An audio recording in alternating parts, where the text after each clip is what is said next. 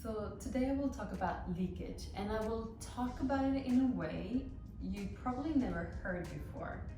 So first of all, I have some questions for you.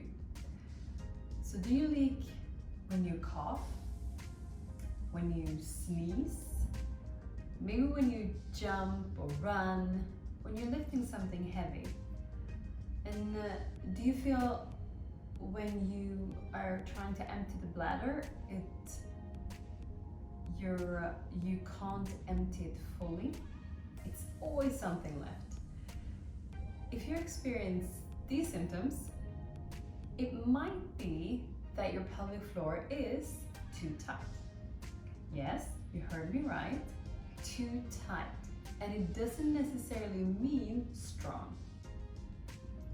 So a functional pelvic floor should move with your diaphragm, which is your breathing muscle. So your diaphragm sits here inside your rib cage, and we often call pelvic floor a pelvic diaphragm because they move together.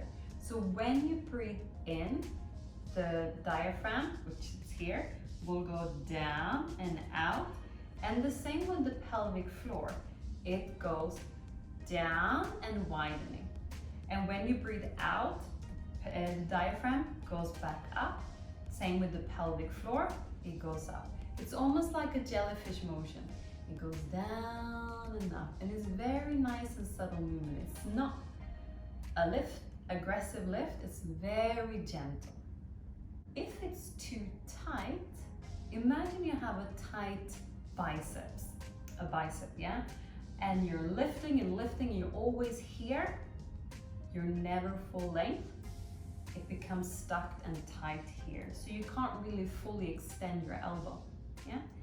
So it's completely tight, it's blocked, and it's not strong because you're not using the full capacity of that muscle.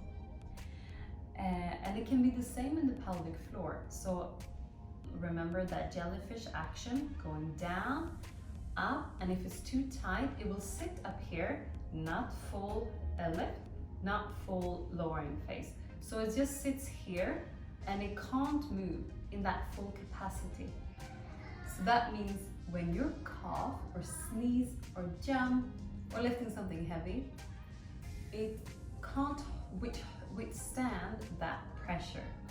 It can't close like it's supposed to do. That's why you're leaking.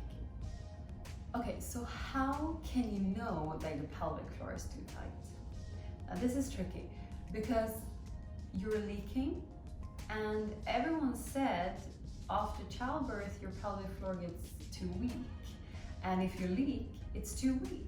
So you keep squeezing and squeezing and squeezing, you keep doing your Kegel exercises, and the pelvic floor just gets tighter and tighter and tighter until you have painful sex, jaw pain, you have grinding teeth, and we can discuss this jaw and pelvic connection in another video, but it is a connection there.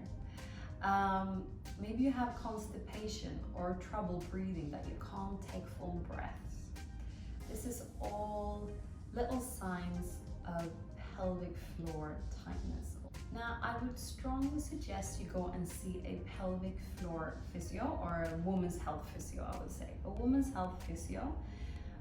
She will do an internal examination, and she will check how your pelvic floor is functioning, and she can also internally release it. Now, it can be quite painful, but let me tell you, it's just such a big difference if you go and get it released.